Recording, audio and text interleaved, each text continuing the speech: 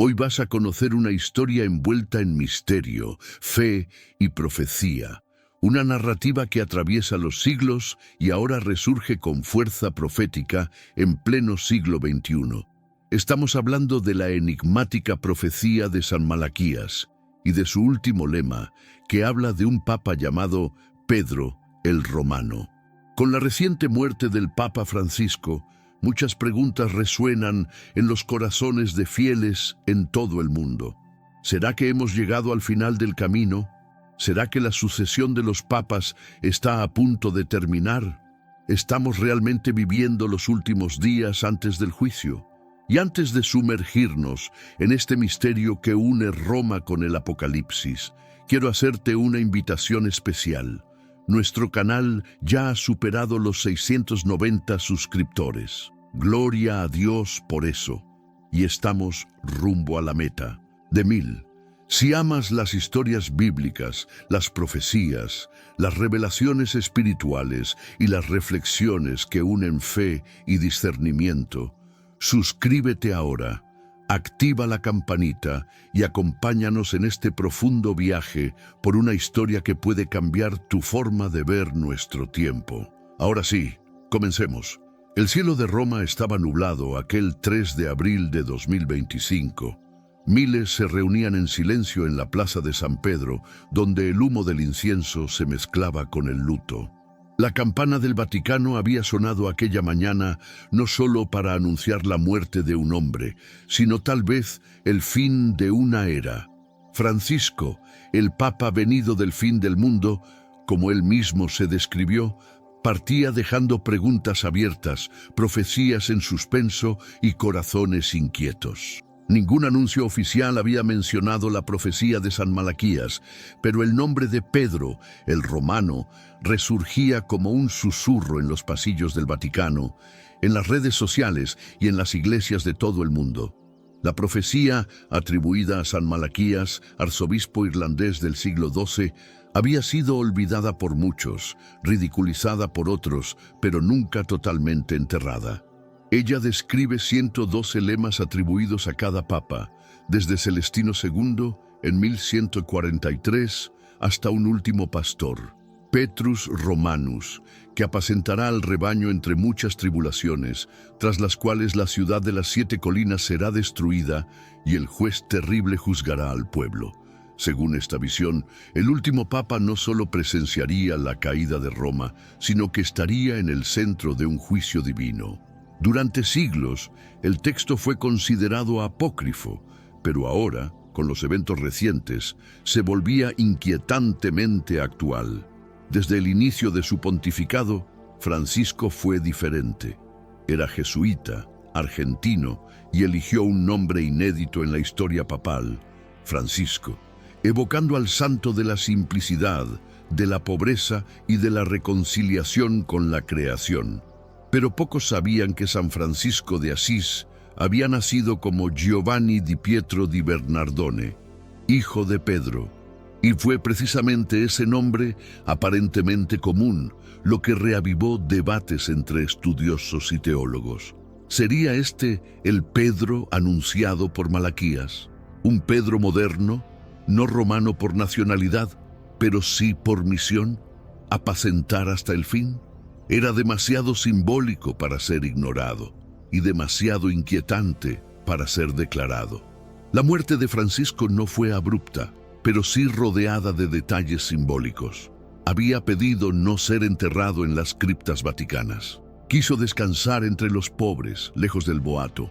En los últimos meses se aisló, redactó cartas selladas y confió a cardenales que el tiempo de la Iglesia tal como la conocemos está llegando a su fin.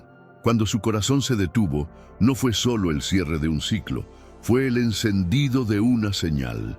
En las horas que siguieron a su partida, sacerdotes y obispos recibieron instrucciones que parecían anticipar el caos.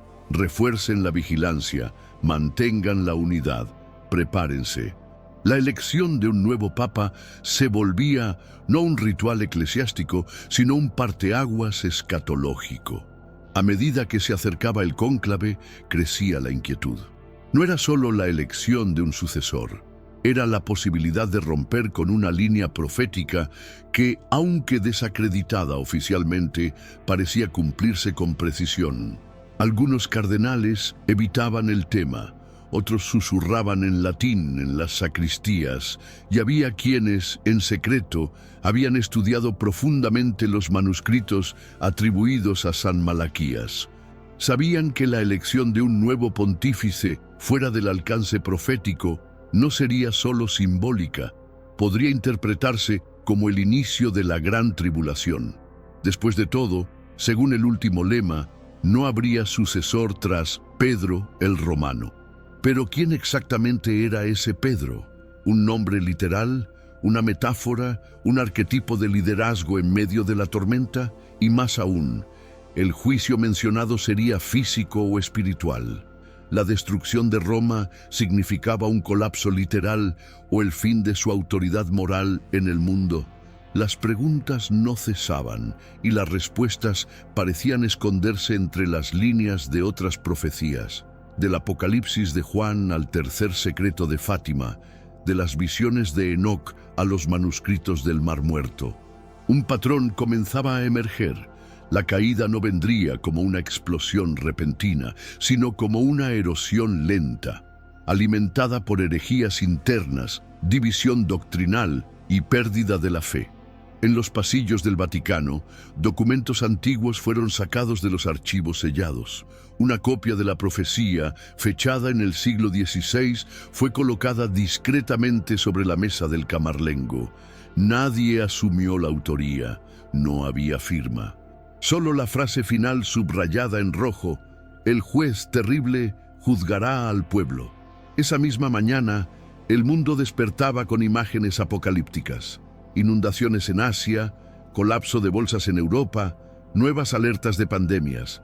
Y en medio de todo eso, una transmisión pirateada interrumpió canales religiosos en varios países con una frase repetida en múltiples idiomas. Está escrito: Pedro gobernó. El juicio ha comenzado. Para algunos era una farsa, para otros una señal. Los ojos del mundo se volvieron nuevamente hacia Roma, pero ahora no con reverencia, sino con una inquietante expectativa. ¿Estaría el colegio cardenalicio preparado para la elección más simbólica de la historia moderna? ¿O resistirían al peso de la profecía? En entrevistas breves y comunicados vagos, los representantes de la Iglesia intentaban tranquilizar a los fieles, pero tras las cámaras la tensión era palpable. Ya no se trataba solo de la sucesión de un hombre, sino del mantenimiento o ruptura de una línea espiritual. Y si esa fuera, de hecho, la última elección papal antes del fin profetizado, ¿qué estaría a punto de suceder con el mundo? La plaza de San Pedro permanecía llena, día y noche. Muchos vinieron no solo a rendir homenaje, sino a buscar respuestas. Algunos sostenían rosarios, otros carteles con versículos del Apocalipsis, y muchos simplemente lloraban en silencio. Las transmisiones en vivo intentaban mantener la normalidad, pero los debates ardían entre líneas. ¿Sería la profecía de Malaquías una revelación divina, un fraude medieval o un espejo de nuestros tiempos? Teólogos conservadores citaban pasajes del catecismo para rechazar el misticismo, mientras voces proféticas advertían que Dios nunca ha dejado de hablar y que las señales estaban por todas partes. En medio de ese torbellino, los recuerdos del papado de Francisco surgían como piezas de un rompecabezas.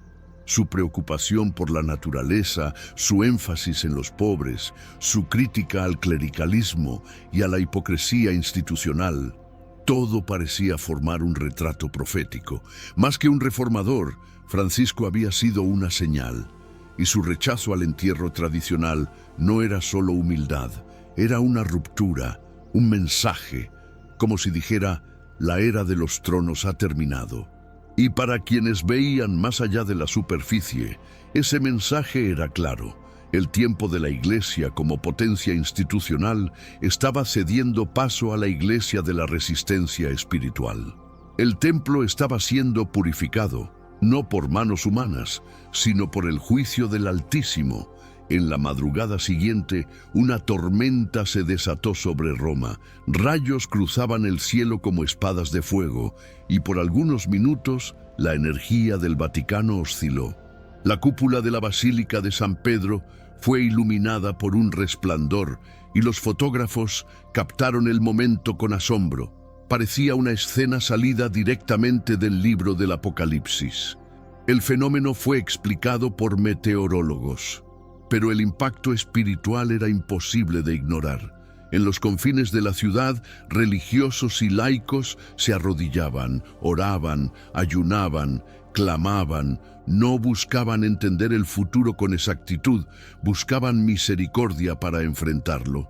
Mientras tanto, en un monasterio a las afueras de Roma, un anciano casi olvidado recibía una carta sellada por Francisco antes de su muerte.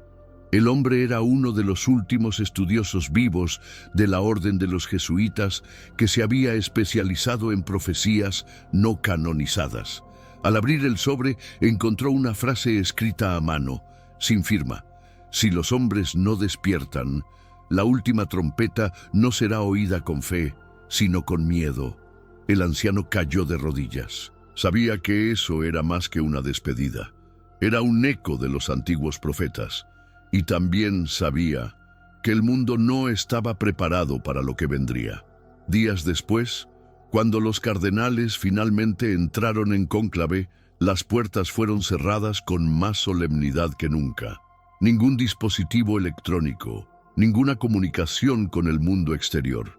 Pero aún así, un silencio cargado llenaba cada sala, como si algo invisible observara cada paso.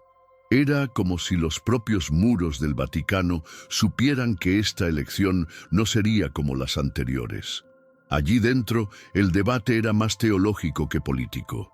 Algunos defendían la continuidad pastoral, otros hablaban de un retorno a las raíces doctrinales. Pero había un grupo silencioso, más atento, que solo preguntaba: ¿y si esta es realmente la última vez? El nombre de Francisco aún resonaba, no solo por su figura carismática, sino por la sensación de que él había de alguna forma cerrado un ciclo. La elección del nombre, sus posturas audaces, su soledad en los últimos días, todo adquiría contornos de despedida profética. Para esos cardenales silenciosos, la cuestión ya no era quién será el próximo, sino por qué continuar. ¿Realmente quedaba otro papa por ser elegido? ¿O se había cumplido ya la profecía de San Malaquías y cualquier paso más allá de ese punto sería una afrenta al tiempo establecido por Dios? Fuera del Vaticano, el mundo se precipitaba hacia el caos. Sistemas de inteligencia artificial descontrolados comenzaban a influir en decisiones políticas globales. Una nueva mutación viral surgía en el hemisferio norte. Y en Jerusalén, arqueólogos anunciaban el descubrimiento de manuscritos que mencionaban a un pastor de los confines que pondría fin a un ciclo de sangre y sacrificio. Las coincidencias se multiplicaban, pero para quienes observaban con discernimiento, ya no eran coincidencias, eran confirmaciones. Algo se estaba cerrando. Un ciclo espiritual estaba por concluir, y la sucesión papal, antes símbolo de continuidad, se tornaba símbolo de final. En la Capilla Sixtina, los cardenales se inclinaban sobre una última ronda de votación, pero era como si el espíritu estuviera ausente. Ningún nombre unía, ninguna decisión se afirmaba. Por primera vez en siglos, flotaba la posibilidad real de una sede vacante prolongada. No por división, sino por parálisis espiritual, hasta que uno de los más ancianos se levantó con voz temblorosa y ojos llenos de lágrimas y dijo: «Hermanos míos, tal vez no estemos aquí para elegir, sino para discernir. Si el pastor se ha ido y las señales se alinean, debemos preguntar: ¿cuál es ahora el papel de la Iglesia?». Ese silencio, tras las palabras del anciano, fue más profundo que cualquier oración hecha allí. No era el silencio de la duda, sino de la conciencia. Una verdad antigua parecía invadir cada corazón en ese recinto sagrado. El ciclo que comenzó con Pedro, el pescador, podía realmente estar terminando con Francisco, el pastor del final. Por primera vez en siglos, los cardenales no clamaban por inspiración para elegir un nuevo nombre, sino que pedían dirección para enfrentar el fin de una era. El humo blanco que muchos esperaban tal vez no llegaría. Y si llegaba, podría significar solo el fin de un sistema, no el inicio de otro. Afuera, la multitud crecía. El mundo observaba, pero en el plano espiritual, fuerzas invisibles también se movían. Ángeles y potestades, principados y sombras se posicionaban para un nuevo tiempo. Era como si la batalla por el corazón de la Iglesia se estuviera librando allí mismo, no con espadas, sino con discernimiento, temor y verdad. En el cielo, ninguna alarma sonaba, pero para quienes tenían oídos espirituales, las trompetas ya estaban siendo afinadas. Porque cuando el último Pedro calla, no es el fin de la fe, es el inicio del verdadero testimonio. Mientras el mundo buscaba respuestas y titulares, el Espíritu susurraba a los humildes. En pequeñas comunidades, en iglesias ocultas, en hogares silenciosos, los fieles se reunían para orar, ayunar y estudiar las Escrituras. El enfoque ya no estaba en quién lideraba la cúpula, sino en quién permanecía fiel en el valle. La profecía de Malaquías, antes considerada una curiosidad oscura, ahora se leía junto al Apocalipsis, a Daniel, a Isaías.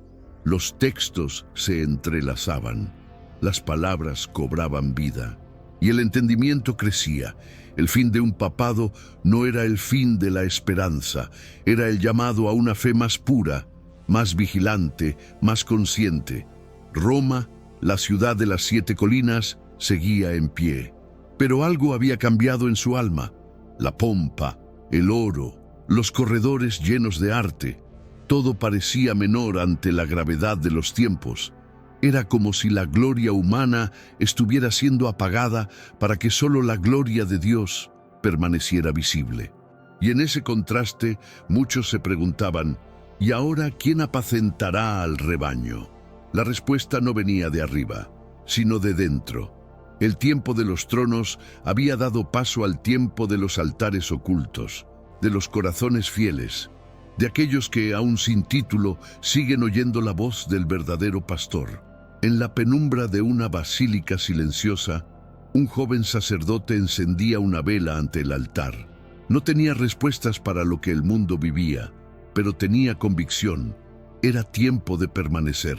Tiempo de predicar, incluso sin púlpito, de servir, incluso sin aplausos, de adorar, incluso sin estructura.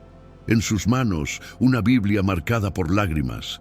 En sus ojos, la firmeza de quien sabe que el fin de una era no es el fin de la misión. Porque el verdadero reino no depende de instituciones, nace y renace en el corazón de quienes dicen sí, incluso en medio de la oscuridad.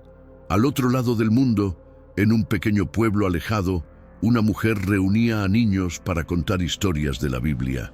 Sin saber de la profecía, sin comprender la crisis de la Iglesia, seguía sembrando la palabra, porque el espíritu que sostuvo a Pedro en el martirio y a Juan en el exilio es el mismo que aún sopla hoy. La profecía de San Malaquías no termina en destrucción, termina en juicio, y el juicio no es el fin para los fieles, es el inicio de la recompensa. Por cada Francisco que parte, Dios levanta a miles de desconocidos que permanecen. No serán nombrados en cónclaves, pero estarán en los libros eternos. El cónclave terminó sin humo blanco. Por primera vez en siglos, las puertas del Vaticano se abrieron en silencio y sin decisión. Un comunicado fue leído al mundo. La Iglesia entrará en un período de discernimiento y oración. No hay un sucesor definido. Que el Espíritu Santo guíe a cada fiel en este tiempo. Era el inicio de algo nunca antes vivido. Para algunos, un escándalo.